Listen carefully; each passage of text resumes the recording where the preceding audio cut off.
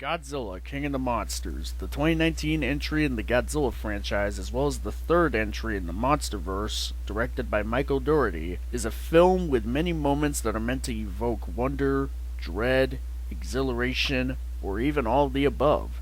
While it wasn't a huge hit with critics, or even financially, there are plenty of Godzilla fans, myself included, as well as audiences out there who found it to be satisfying, with many moments that have been considered to be standouts among the various folks who have seen the film. But one moment in King of the Monsters that stands out, at least from where I'm standing, is the scene where Dr. Ishiro Serizawa goes to sacrifice his life by going on a one-way trip to rejuvenate Godzilla back to full strength, in order to save the world from total annihilation by King Ghidorah, who has currently overthrown Godzilla as ruler of the Titans, with the moment eventually leading into Godzilla's rebirth. The scene begins after the exposition team from Monarch, led by Mark Russell, Dr. Serizawa, Eileen Chen, and Dr. Stanton, had come to the ultimatum that a nuclear bomb must be activated and set off manually, after the team discovers that not only is the targeting for the submarine's nuclear missiles damaged from its arrival to the hollow Earth, but also that one person has to carry the bomb up to Godzilla's resting place,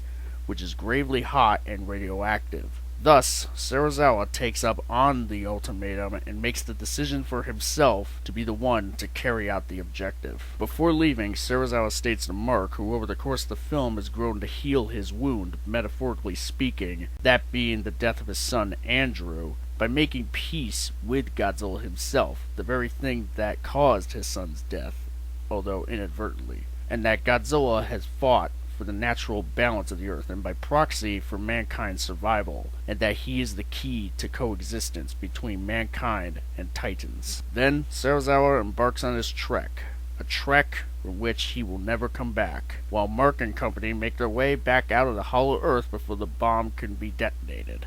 As he comes up to the surface, Serizawa sees in awe the majesty of Godzilla's domain, with ancient architecture from a long-lost era where humanity had once coexisted with Titans and even considered them to be gods, as well as Godzilla himself, who lies ahead and dormant.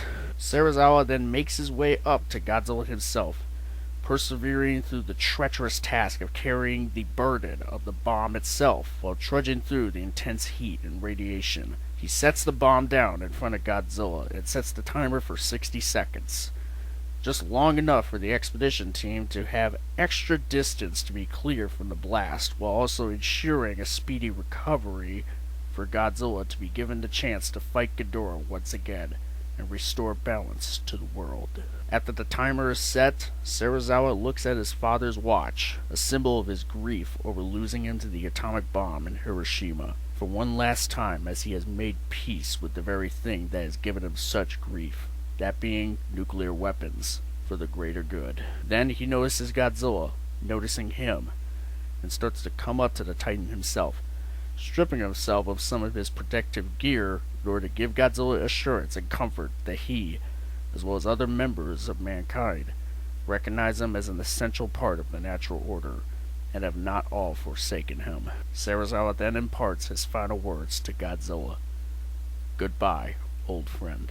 A moment that symbolizes and encapsulates the understanding in the sacred history between mankind and Titans. The nuclear bomb finally clocks to zero and detonates. The submarine with Mark and company narrowly escapes the blast and comes up to the surface, as the crew come up to look for any signs of Godzilla and if Serizawa's sacrifice had paid off. Then they see movement in the water with glowing blue light from underneath. Godzilla has returned, and makes it known as he rises from the water with atomic energy that appears to be barely contained, as the score by Bear McCreary that emulates the classic and iconic Godzilla theme plays in epic fashion. Godzilla then shoots a blast of his atomic breath up into the sky, letting out the excess energy, as well as letting out a thunderous roar. As much as people would like to point out that Godzilla is standing upright, even though it has been shown that the depths of water from which he rises is much, much deeper than how tall he actually is, an imperfection to be sure, The moment where Godzilla rises up and shoots his atomic breath upward still stands as one of true visual splendor, as well as an iconic scene in the overall Godzilla franchise that shows Godzilla at his most triumphant.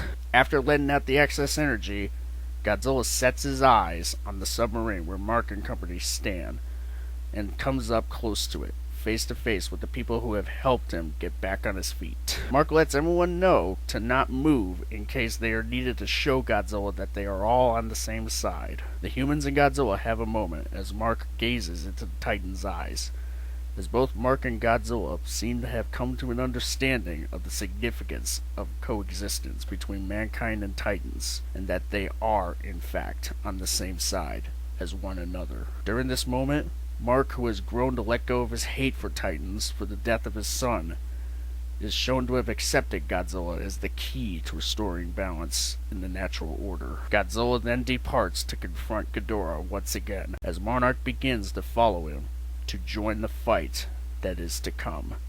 In the end, the stretch of 5 minutes or so in Godzilla King of the Monsters of Serizawa's sacrifice and Godzilla's rebirth is emotionally powerful, visually marvelous, and nuanced in every sense of those terms, illustrating the significance of the symbiotic relationship between man and nature and how sacred such a bond is. Not only that, but to get personal here for this last part, it also cemented Godzilla King of the Monsters for me as among my favorite films in the Godzilla franchise, despite whatever flaws that can be found. Up to this point, the film was already everything I wanted it to be, but from Serizawa's sacrifice all the way to Godzilla's triumphant rise, allowed the film to go on to find a special place in my heart. Thus, the aforementioned factors and more all make for one monstrous moment.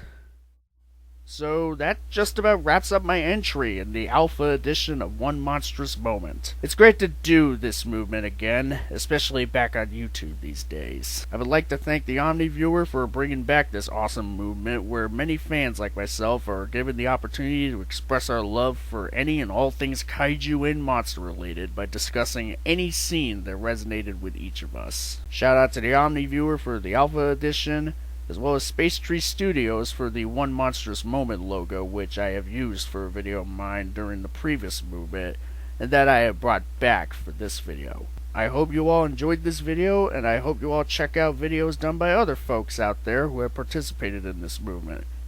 Thank you all for watching, and until my next video, I will see you all later. Long live the King.